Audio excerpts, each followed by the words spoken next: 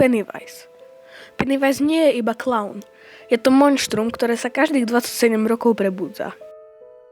Takže čaute, ja som Tomix a dneska si dáme pár faktov o Pennywiseovi. Tak môžeme ísť na to. Pennywise je starší ako Zem. Podľa príbehu existoval ešte pred vznikom nášho vesmíru. Na Zem padol ako bytosť svetla. Jeho skutočná podoba sú Deadlight. To, čo vidíš ako klauna, je len obal. Jeho skutočná forma sú 3 svetlá v inej realite.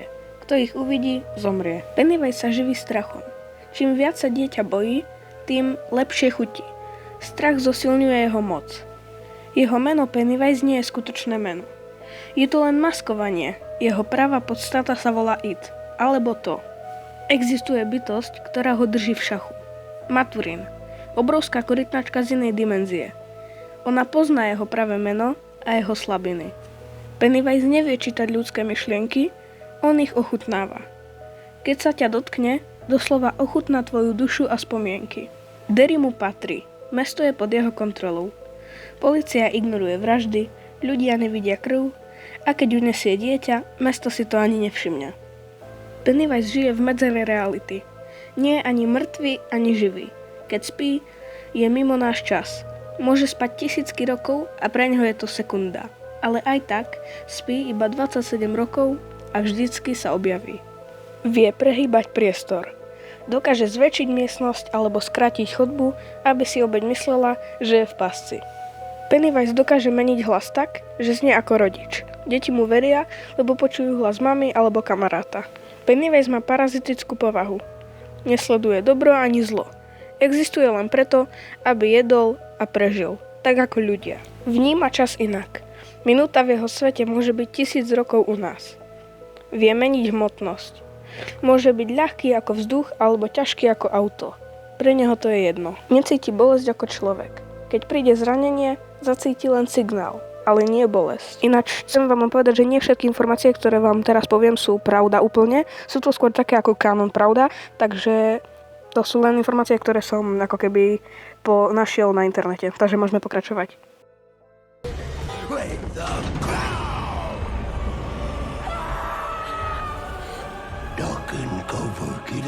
Jeho najbližšia pochopiteľná forma je pavučí tvor.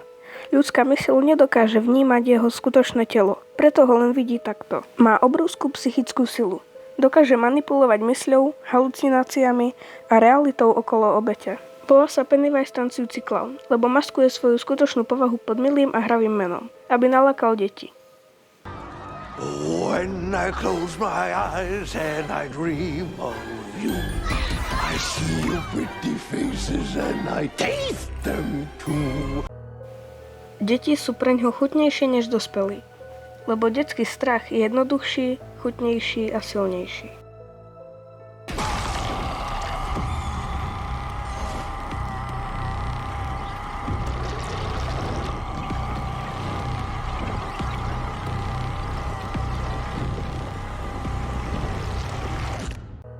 Takže toto už je taký ako keby koniec videa, ale tým, že video ešte nemá viac ako 5 minút, no tak tu dám nejaké scénky s Pennywiseom, tak môžete pozerať a užívajte.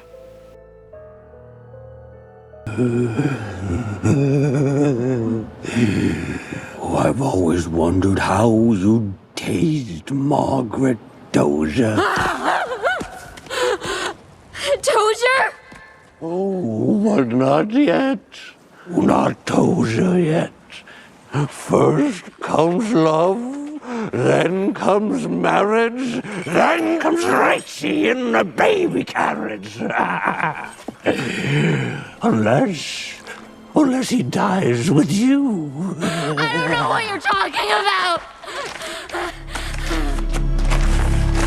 Your son! Don't you recognize your little boy? The seed of your stinking loins and his filthy friends bring me my death.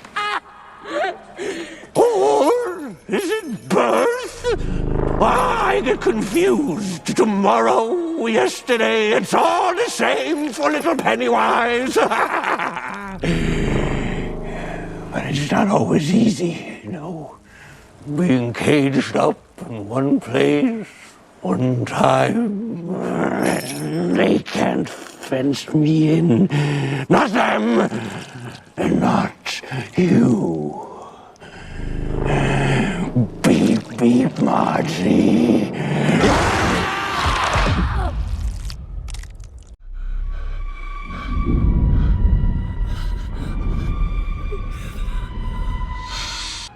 Where you going, Ed?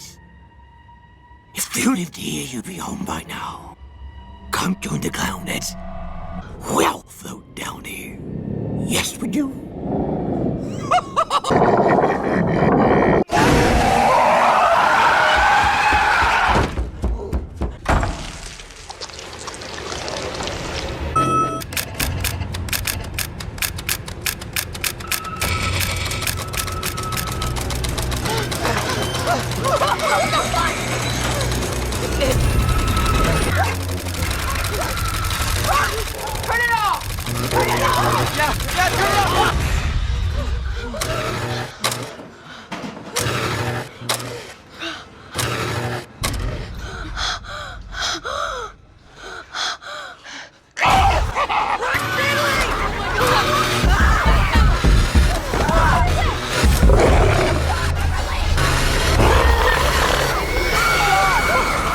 Richie.